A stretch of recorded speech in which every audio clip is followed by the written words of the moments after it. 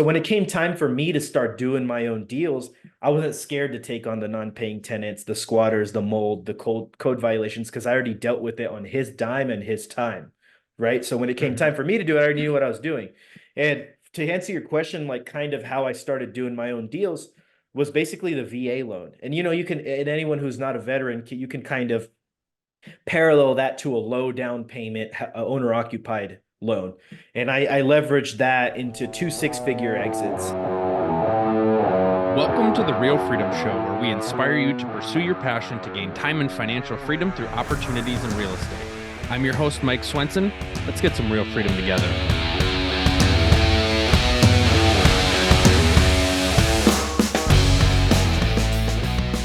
Hello, everybody. Welcome to another episode of Real Freedom, Real Estate Leverage Freedom. We're talking about building time and financial freedom, and in this case, location freedom through opportunities in real estate. And so today's guest is coming to you live from Colombia in South America. And I think it just speaks to the amazing opportunities of what you can do in real estate, that you really can do what you want, where you want, how you want. And so Adit is definitely an example of that. A little bit more about Adit, Navy veteran, and I think that just speaks through who he is and who he wants to serve. Spent a lot of time in San Diego and serving the military community there, and obviously also pursuing real estate there, and then also does private equity pairing with operators, and so we'll dig into that as well, but has achieved financial freedom and forced himself location freedom by moving down to Colombia. So excited to have you on, Adit, and to be able to share your story. Hey, thanks so much, Mike. Excited to be here. Tell us a little bit about your background, how you got into real estate, and we'll go from there. One of the most unconventional real estate stories. So I was a bosun mate in the Navy, and for anyone who doesn't know what that is, it's like the equivalent of a grunt in any other branch. So it's kind of where all of the people with criminal records or low test scores or people who got rejected from other programs end up in that community. So that was me. Ended up flying with it, did all right in the Navy, got out into got promoted four times in 6 years, so did okay. Got out of the military with a ton of life lessons, a ton of work ethic lessons, and a big interest in real estate. So I got before I got out of the military, I purchased a condo and I was house hacking. So I was renting out it was a two-bedroom condo. I was renting out one of the rooms, and my roommate was paying most of my expense. So what I would have been paying normally to rent a room would have been like $1,000, $1,200 in college area San Diego. I was paying like six, $700, and I was like, dude, this real estate thing is cool. So started going to the meetups, got on bigger pockets like everyone else does, YouTube University, got super obsessed, but I got kind of crazy, man. And what I did was I took my resume and cover letter, which I had no experience, right? Remember, worst job in the Navy, just got out. I joined when I was 18, so that tells you about my work experience. But I did know how to fix things. I was a handyman and I had a little handyman side hustle in the Navy. And I went to every single syndicator, developer, flipper, wholesaler in San Diego and said, hey, man, I'm a handyman. I can also run teams. I supervise like 30 sailors in the Navy. If you need help with anything, I'd love to come work for you for free. Everyone told me, no. Everyone's like, nah, man, that sounds strange. What is this guy trying to do? But this one guy finally took me up. He said, yeah, you know what? And this is like after I texted him like six, seven times. I skip traced him, man. So I got his phone number from the public records and I was harassing this guy. And he's like, yeah, you know what? Just come to the job site. And I started off carrying boxes for this guy. Then I became the handyman in his rentals, worked for him for free for a year, got a paid position as a property and project manager. This guy was a developer, so I was managing all his development projects, managing all his properties, worked for him for 2 years. In the meantime, I started doing my own deals, and just took off from there, man. And so that was kind of my start in real estate, was working for free for a developer. Yeah, that's crazy that you got turned down that many times offering to work for free. You'd think somebody would have taken you up on that. Yeah, absolutely. I think what I learned was actually you need to know like what you have to offer and kind of just do it for them. Because when people need it takes mental bandwidth to figure out how can this person help me, So Right. if you could kind of go ahead and figure out your value proposition and just solve the problem before even trying to offer it, then you'd get more luck than I did. So Yeah. Yeah, because they probably see it as it's free, but at the same time, I have to take my time to train you and all that. And so my time is, worth something. And so they're seeing like, okay, versus having somebody that could just kind of plug and play. So talk about a little bit how you built and grew and kind of got to that spot where you leaned into where you wanted to go, your area of specialty or your niche. Yeah, absolutely, man. So working for that developer was a big property management heavy experience. And I'm a big advocate of this. And obviously there are very passive ways to invest in real estate, syndications, REITs, things like that. And if that's what you're going for, you're a working professional, you just want to put the money away, get a return, then that's absolutely the way to go. But if you're somebody like me who wanted to actively build a real estate business, you must have property management experience. And that is actually the foundation of being a successful real estate investor is property management experience. So I went in day one managing 50 tenants, So all of the problems of that 10 years of my mentor's experience, I got on day one. So when it came time for me to start doing my own deals, I wasn't scared to take on the non-paying tenants, the squatters, the mold, the code violations, because I already dealt with it on his dime and his time. Right. So when it came Mhm. time for me to do it, I already knew what I was doing. And to answer your question, like kind of how I started doing my own deals was basically the VA loan. And you can, and anyone who's not a veteran, you can kind of parallel that to a low down payment owner occupied loan.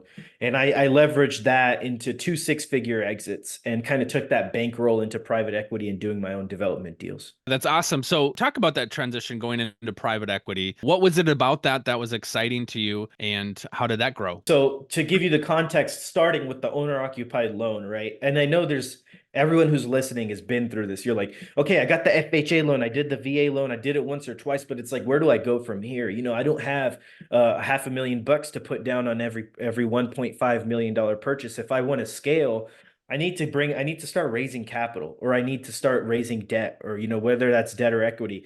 And I realized that, right? So I had all this money, but I knew that I could, as big as I was dreaming, I could only do one deal with that money. But what I realized is if I bring people together and I pair that with experience, like a very credible operator, then I can go do 100 deals. And it's interesting because so I met this guy named Octavio Moda. He's my business partner, and we're both in a similar situation. We had just liquidated our residential portfolios back in 2021 when it was a great time to liquidate. We had both had a bankroll that we needed to deploy. And we started making offers on multifamily, on mobile home parks, on self-storage facilities, trying to get these deals. But it was just at the time so saturated and people were overbidding. I have a very conservative investment strategy, very, very conservative investment strategy. And because of that, I wasn't able to compete with these guys. So by design, I landed in hotels. And the reason for that is because hotels were majorly on sale, and they still are to an extent because COVID caused a premature bottom. So we Mhm. took that bankroll, paired it with raising a bunch of capital, founded Tempest 22, which is a private equity company. In our first 9 months, we bought $18 million in assets, all hotels. And in our first year, we raised 5 million bucks in private equity. So that's the power of private equity, man. You start syndicating, you start raising capital, and sky is the limit. You mentioned wanting to pair with good operators, but then two, going and finding that money. Are these people that had experience that have invested in other deals and maybe haven't invested in hotels, and you're convincing them here's why hotels is maybe a better spot for your money right now? Or are these folks that were newer investors and this was maybe their first or second deal, but they obviously had capital as an accredited investor? So both. So a lot of the warm network were for first time investors, right? And then a lot of the seasoned guys were, hey, we're going to convince you that hotels are a better investment. And yeah, everyone knows what was happening in 2021. People were buying $2-3 million apartment buildings that were appraising for 1.8. They were appraising $200,000 below asking, but they were overbidding because the interest rate was allowing Mhm. them to do that. They were walking into cash flow on day one on adjustable rates.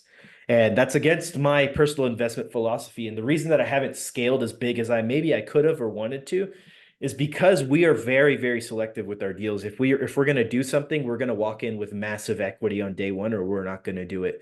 Um, and that's in hotels or development. So it was kind of convincing that experienced investor avatar, like, hey man, you're putting your stuff into multifamily. That cash flow is guaranteed for 3 years until the rate adjusts, but it's a 7-year project. With us, uh, you're walking in with equity on day one. I'm buying a hotel for 4.4, it's appraising for 6. I'm buying a hotel for 3, it's appraising for 3.75 kind of thing. So I was able to kind of use that and leverage it into making people see like, hey, actually, this kind of makes sense. So And what type of exposure you had to hotels before to where you felt comfortable, kind of running the numbers? zero exposure to hotels before this. Zero exposure. And my kind of real estate journey has been just aligning myself with the right people, right? And I was able to align myself with someone who's done it for 25 years. And because of that, on day one, I got the 25 years worth of School of Hard Knocks, real trench level knowledge is what I call it in hotels. Same thing as I did with development. Day one, 10 years worth of experience, just aligning myself with the right people. And that's what kind of made me comfortable going into hotels. It behaves just like any commercial asset, except it's kind of business heavy, whereas commercial assets are very real estate heavy. So it was just understanding a little bit of those nuances that allowed me to confidently underwrite and vet those deals. You're partnering with great operators. Talk about that process. Like, what are you looking for as you're recommending, these deals, or as you're working with investors, assuring them that their money's in capable hands? Yeah, totally. So some things that we look for in private in when we're pairing operators with private equity is one, a strong personal track record before they started raising money, right? So we've never actually raised for someone who's already raised private equity. Everything that they've built to that point has been with personal capital, maybe friends and family, that's okay, but no syndications. Number two, we're looking at like a decade or more of experience in that asset class. For example, our hotel operator had 25 years hotel management experience, had already bought and sold a ton of experience, or sorry, bought and sold a bunch of hotels. He had gone to Cornell to hospitality graduate, second generation hotelier, that kind of thing, right? Same thing in software. When we did a software raise, it was decade plus of experience. These guys had already multiple successful exits. All the private equity that they raised was from friends and family. Had not syndicated, and additionally, they had a strong personal capital contribution, right? So between the two of them, they had already invested 3 million bucks of their personal capital before they took a dime from investors. Same thing on the hotel side. He was personally guaranteeing all the debt. So we're looking for people who are putting their neck on the guillotine along with the investors with a strong track record. So that's kind of the criteria in a nutshell. Yeah. It's one of those talking about people that have had 10 years plus experience. It's kind of like, you're looking for strong people, but how does somebody get experience? They've kind of got to figure it out on their own. So if you're somebody looking to syndicate and you want somebody like you to come alongside, you've got to kind of cut your teeth on your own, build up your resume and your experience before somebody like you is going to say, yeah, this is somebody that's kind of seen the ups and the downs, have worked through challenges, and somebody that we trust with our money. Yeah, Mike, you absolutely nailed it, man. And then for those people who are listening and they're like, man, I don't have 10 years to go learn about hotels and then try to get paired with private equity, just align yourself with someone who does. Right? Like for example, we have guys we're really strong in the veteran community. I'm super big on doing every one of my business partners is a veteran. Except for one of them. All of them are veterans, right? And what we do is like, hey guys, you want to get into syndication, you want to get into da da da da da, come align yourself with us. You have an investor base. Everyone has a million bucks in their warm network if you're in real estate, at least.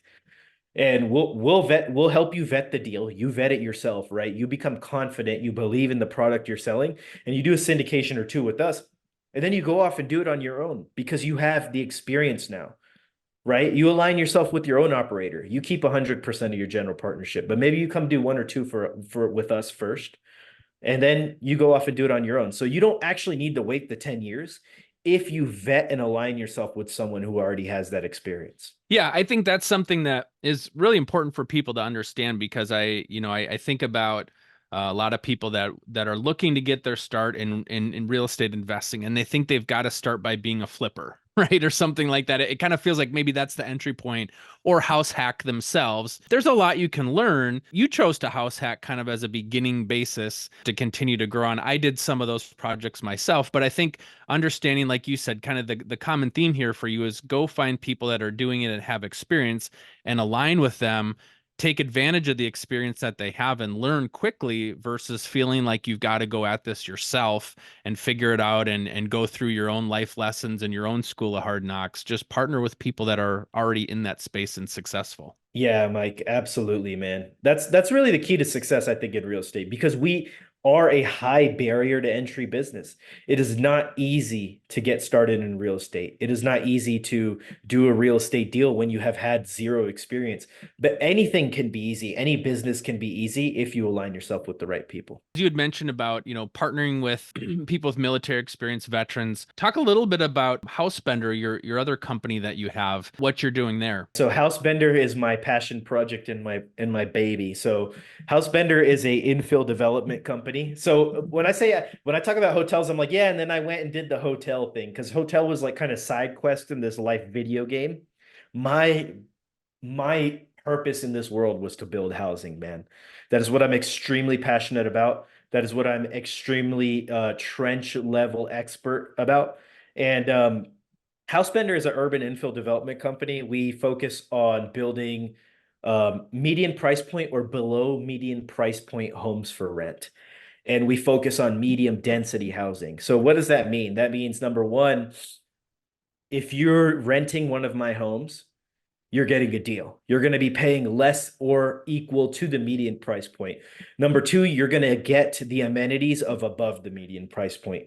And number three, you're going to live not sharing walls usually. Maybe you'll share one wall, but medium density. So you're not, no high rises, no extremely dense, no parking, no washer, dryer, and unit. Cram all the units you can into a building. No, I have built things with small yards. I'll build things with parking. Everything has washer, dryer, and unit. And it's really for two customer avatars. Number one is the single E5 with BAH or the military couple and family.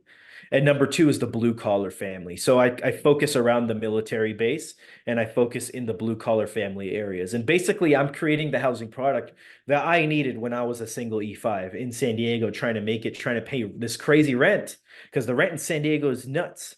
And even though BAH goes up every year, it's really hard as a single E5 to be able to afford that, and there's a financial literacy aspect of that where don't spend your whole housing allowance on rent, save some of that. And you can do that with my housing products. Talk about kind of the financials behind it, or, because I'm hearing serving middle or below income families getting above average income amenities. How does that work on a financing standpoint to be able to make that work and be profitable? I think people have this misconception where high rents equals high income.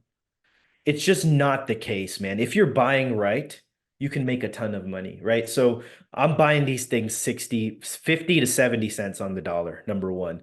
I'm buying right. Number two, right now, so like most recent deal, I'm not using debt because debt is killing the deal. So I'm using all equity.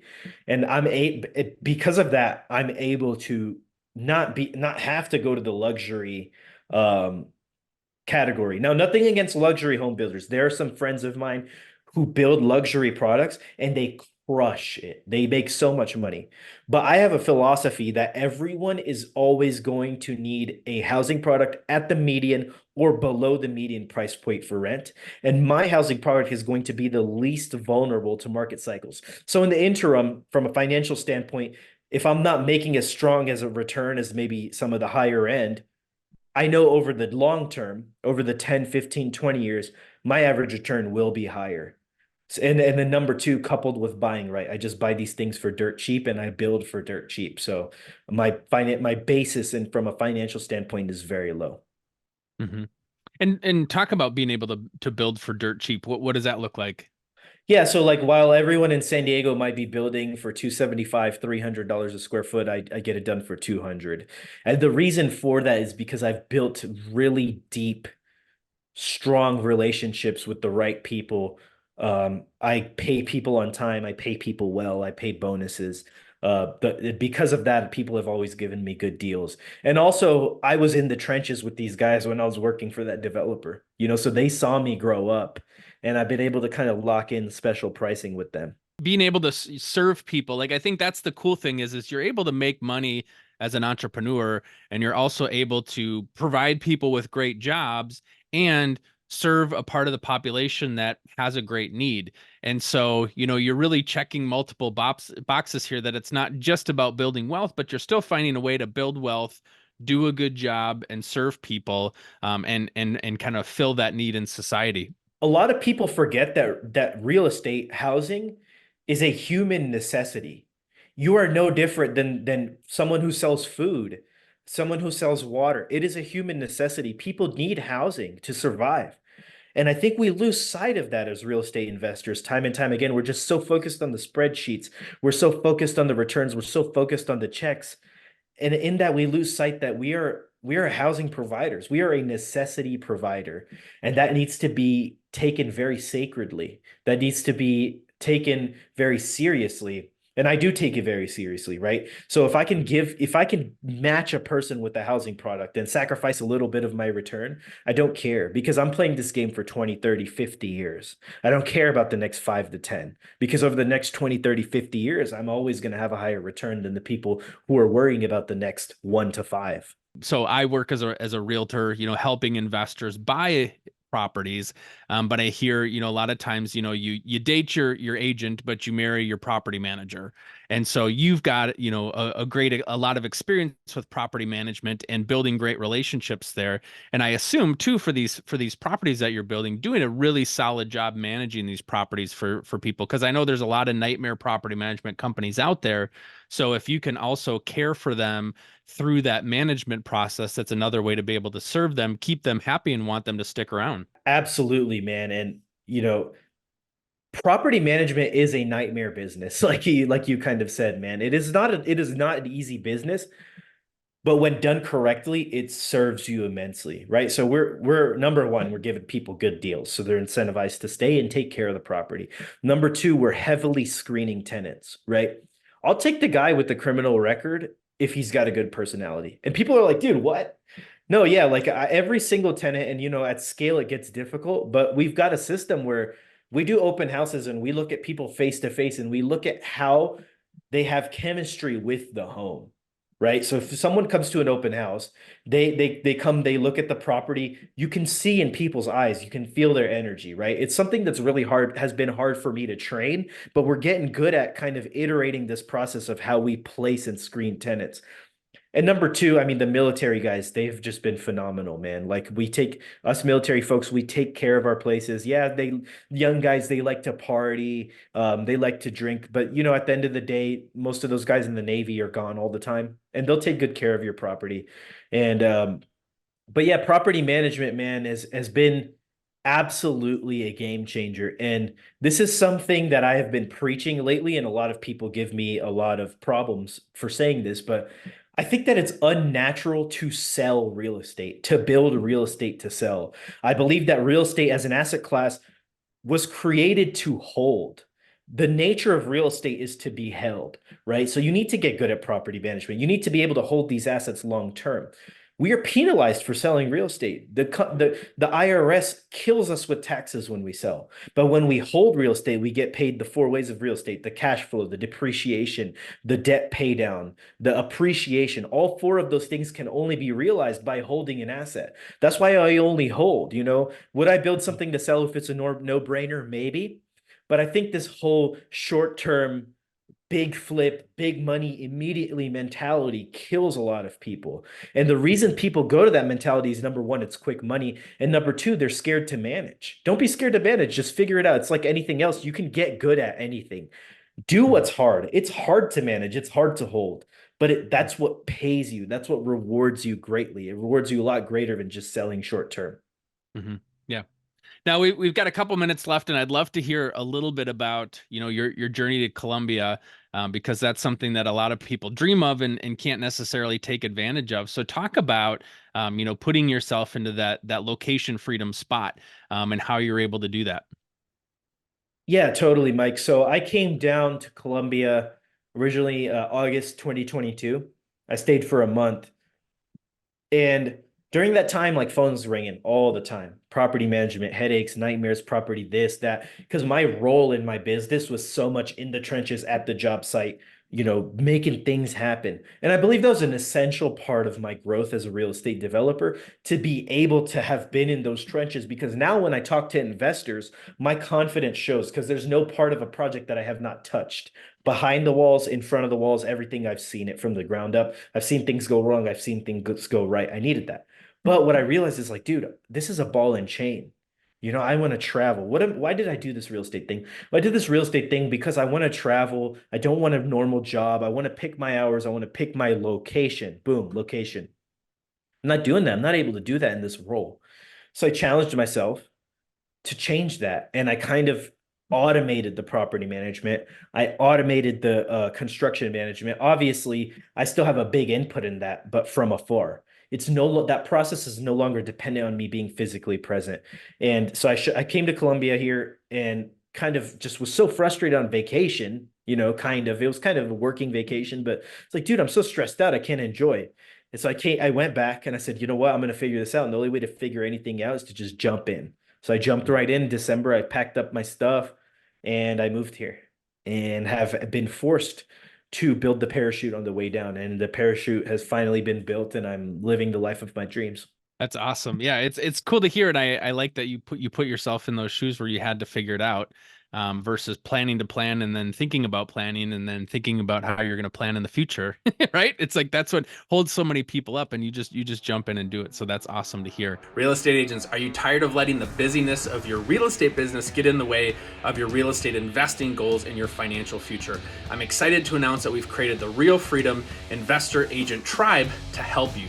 We've got a ton of content, educational tools to help accelerate your learning curve and get you on the right path to hit your investing goals. We also have a mastermind tribe of people just like you, agents that want to grow their own portfolio and encourage you and cheer you on along the way, as well as some private one-on-one coaching. So go to realfreedom.com, click on the store, you'll see the options there. We're so excited to be able to help you. I've priced it super low so price can't get in the way, but did want to have some skin in the game for you to help with that accountability. So go check it out, realfreedom.com, click on the store. We're excited to connect with you and excited for you to connect with your tribe of real estate agents investing, trying to build their financial freedom. What's the future look like? Where do you think you're going to be spending your time here over the next 3 to 5 years? So my next 3 to 5 years, Mike, is going to be very, very infill development heavy.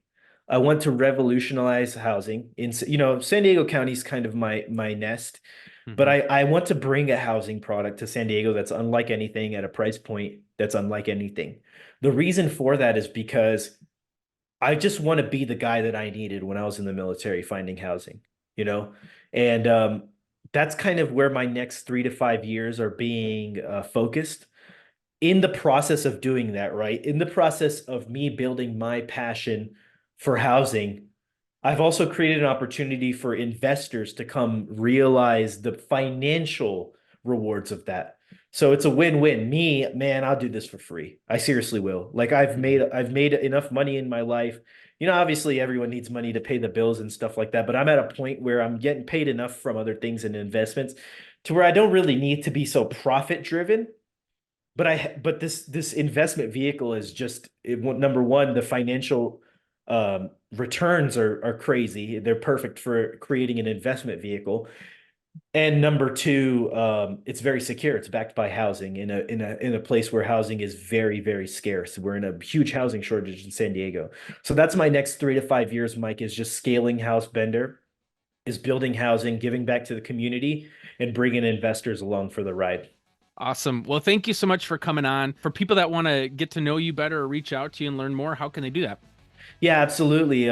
Please reach out to me on Instagram. My Instagram is at Housebender, House Bender, Bender. And then you could feel free to hit me up on LinkedIn. I'm pretty active on both. And if you are at a point in your real estate journey, if my story has resonated with you, if you feel like you can get value by talking to me, shoot me a DM. I have a goal for doing 130-minute one-on-ones in 2024. So I will absolutely give you 30 minutes and help you solve a real estate problem. And if you're a veteran or military associated, military family, definitely give me a chat if you feel like I can serve you. I would be more than happy to help out. Been great hearing your story, and thank you so much for sharing, and excited to see where you go. Thanks for having me, Mike. It's been great.